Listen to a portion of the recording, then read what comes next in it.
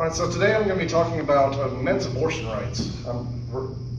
The abortion topic has been talked to death, whether it's legal or not. It is legal, but when it comes to abortion rights for men, there really aren't any. According to the CDC.gov website, in 2013, 664,435 legal abortions were reported to the CDC. It's a ratio of 200 abortions for every 1,000 live births. And even though I've never experienced a pregnancy that ended in abortion personally, I can understand the decision to have an abortion, as well as sympathize when the decision that's made contradicts the father's wishes.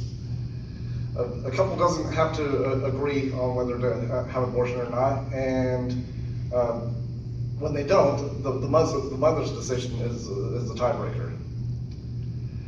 So as an adult, I've moved to other states, as well as made major purchases such as buying a house, buying vehicles. So I understand the terror that could come from making a decision that's potentially going to put a financial strain on your life, as well as potentially impact your future. If a man doesn't want the child, but the mother does, he's still financially responsible for that child and can be forced to pay child support or face criminal charges. Whereas if a woman decides that she doesn't want the child, she has the abortion, but there are no future financial repercussions of that. That's simply not equal. We live in an age of equal rights. That's not equal. According to an article, Financial Abortion, Should Men Be Able to Opt Out of Parenthood, which was written by Catherine Devaney for ABC.net. The idea of financial abortion first emerged in 1998 when Francis K. Goldschneider, a professional at Brown University, proposed that men should be given the opportunity to decide whether or not to accept the rights and responsibilities of fatherhood. Recently, a youth wing of the Swedish Liberal Party campaigned to allow men to legally abort a child up to the 18th week of pregnancy, similar to an actual abortion. But so far, there have been no laws passed in the world that would allow a man to opt out of parenthood. But what if a man wants to keep the baby and the woman does not?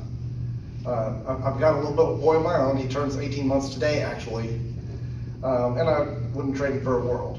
But I have a little bit of a different insight as well, because I've also had a little girl who was stillborn in 29 weeks. So even though there is a difference between stillborn and abortion, I understand what it's like to be expecting to have a child, to form an emotional bond, and then not have that child, not be able to experience their first cry, and the heartache that brings.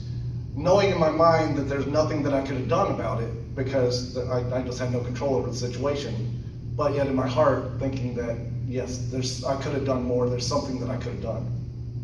And so that is kind of similar to what I believe a father would feel like if his child was aborted against his wishes. In the book Fatherhood Aborted, The Profound Effects of Abortion on Men by Guy Condon and David Hazard, they outline some of the effects of male post-abortion trauma, relationship struggles, the inability to trust friends, rage, addictions and sexual compulsions, and among others. So while I do believe that most abortions are discussed with sexual partners, ultimately the woman does have the final say as to whether the pregnancy is terminated or not. When a baby is born, it's the responsibility of both parties to make sure that child is taken care of. And the same arguments that are made for child support, anytime you have sex, there's a chance of pregnancy, contraceptives or not. The child should not have to suffer because of the irresponsibility of its parents. Women don't get pregnant by themselves. Those are all valid arguments.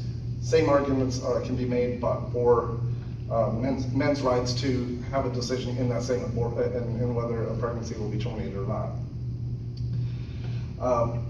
And this is a very real issue in the future. Currently, there have been tests at the Children's Hospital of Philadelphia, where they were able to take premature lambs and have those lambs develop in an artificial womb. The lambs were born at the equivalent of 23 weeks, and developed for an additional 4 weeks healthily, which was the end of the testing cycle. So, and those human trials could start in as early as 3 years. So abortions will continue to affect both parents, but as long as only one parent has to say, the rights are not going to be equal, and we should look at equalizing those rights.